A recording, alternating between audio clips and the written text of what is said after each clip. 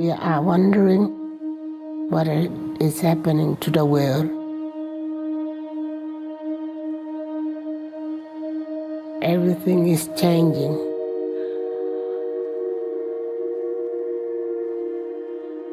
The very idea of human being some sort of natural concept is really going to change. Our bodies will be so high-tech, we won't be able to really distinguish between what's natural and what's artificial. Inside our own heads is the most complex arrangement of matter in the known universe. You might ask yourself, can we get to be superhumans?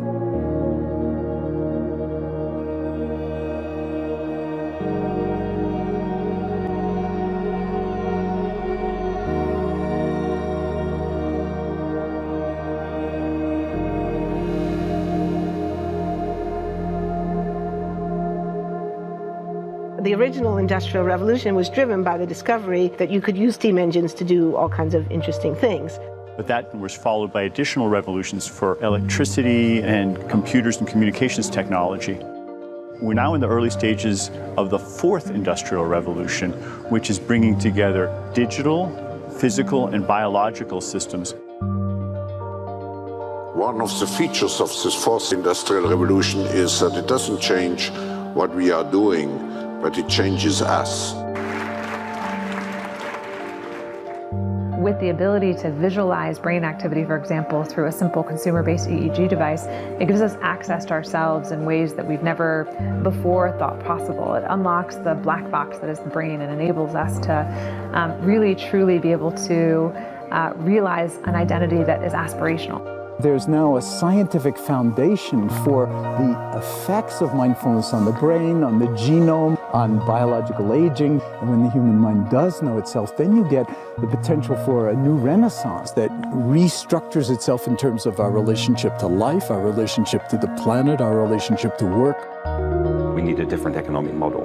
And by that I don't mean capitalism versus communism. What I'm talking about is a shift in the system along the lines of the two big changes that happened in the 20th century, Keynesianism, with a much greater focus on health and education and the role of government working with business, and then a reaction against that in late century to neoliberalism, where the focus was on free markets, freedom of the individual, and getting governments out of the way.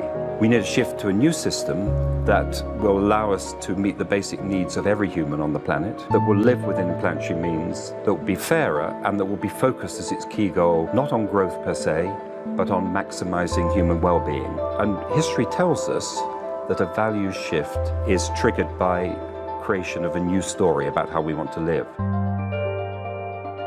I see the circular economy as something which fits very closely with mankind's goal to be innovative and creative and to always progress. We can use asset tracking, we can use IT, we can use 3D printing to enable this different economic model to recover materials, feed them back into the economy, and really to decouple growth from the resource constraints we have.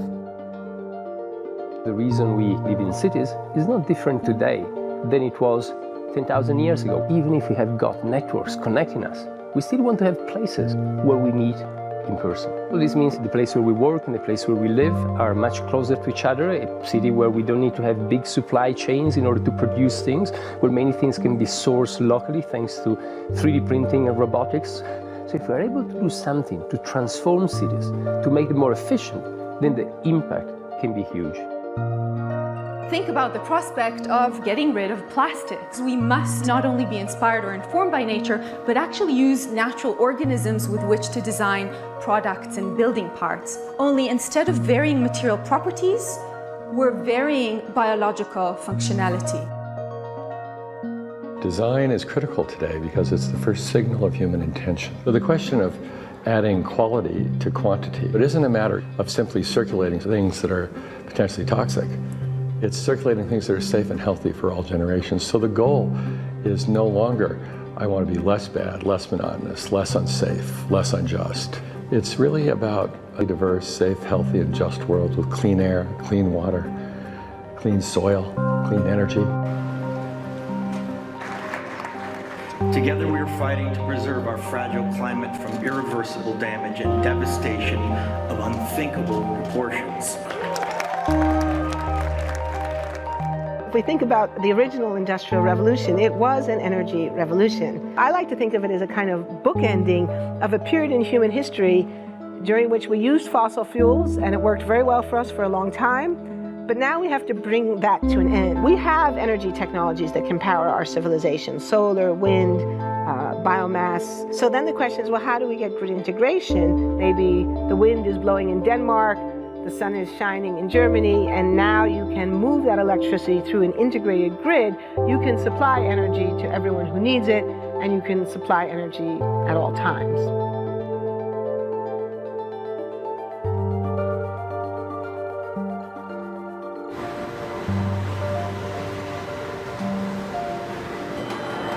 Walking around, you do see different stuff as far as like the body marriage line. They use a lot of things that help them lift up and move things to the car. You just sit there and, program something, and it has its own set mind to go ahead and do everything. And then as humans, we just come in and take the extra steps to help the technology. It's not the cure-all for everything. There's definitely a lot of things where people perform the operation better, but certainly for the right applications, robotics are a huge improvement for the process. The prediction of 5 million jobs lost by 2020 to technology is serious, but it's not the main question. Construction, manufacturing, services, public health and education, these industries will still exist. The main question is, what will be the future of work? How will we define work? How will we share the wealth? From the viewpoint of the labor or jobs, now we really need new education or new training. We're working with a World in Motion in FIRST Robotics, trying to encourage students from 3rd grade all the way up through the end of high school. We had students make sailboats, and then we had them race them, and so they could see how quickly they could move. And they immediately went back and started to say, oh, I saw what happened, I'm going to go change this or that. And that was 3rd graders. I've just given a prize to a kid of 18 years old that has discovered something really very, very unique. Came up with how to get better productivity and better yields for seeds of corn. And so he basically came with the idea that if you would perforate these seeds, you would get more food. And you think about it and say, but he didn't go to university. So how does he get all that knowledge? And he told me, I've been watching YouTube since the age of 12, and I'm so interested that I've seen everything about it. I've read everything about it. The world is really open to learning. The thing is, how do you give the incentive to your kids to do that? It's this ability of digital technology to change outcomes, to truly empower people all over the world that can create a more equitable growth, because I think the world needs that. Fourth Industrial Revolution has the potential to make inequalities visible and to make them less acceptable in the future, and hopefully to gather and garner political support to take the necessary decision to reduce the gap. Humans have always been using tools, but because of the recent advances in technology, we're beginning to have machines that can augment us in all sorts of interesting ways. I was the first person in the world to be able to voluntarily move my legs while stepping in a robot by exciting the nervous system using electrical stimulators directly onto the spine. We believe that a cure will be possible if enough of the right people have the will to fast-track a cure for paralysis.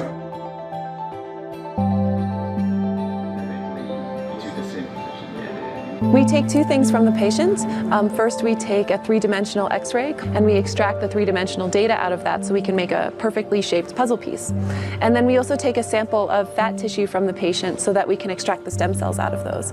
And we use those stem cells with this three-dimensional scaffold that we fabricate, and after 3 weeks we have a piece of living bone that's ready for implantation.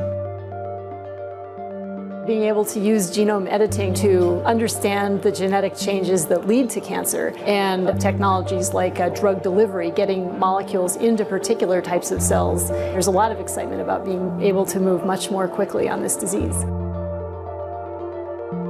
One of the things that I think is so essential to free and open societies is freedom of thought. And up until now, the conversation we've been having is around freedom of speech. Once we can access people's thoughts and access people's emotions, we have to create a space that enables people to think freely, to think divergent thoughts, to think creative thoughts. And in a society where people fear having those thoughts, the likelihood of being able to enjoy progress is significantly diminished.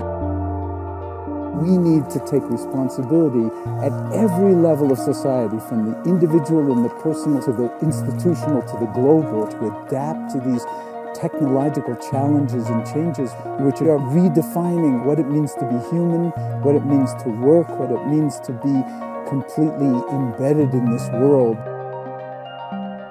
People always ask me if I'm an optimist or a pessimist.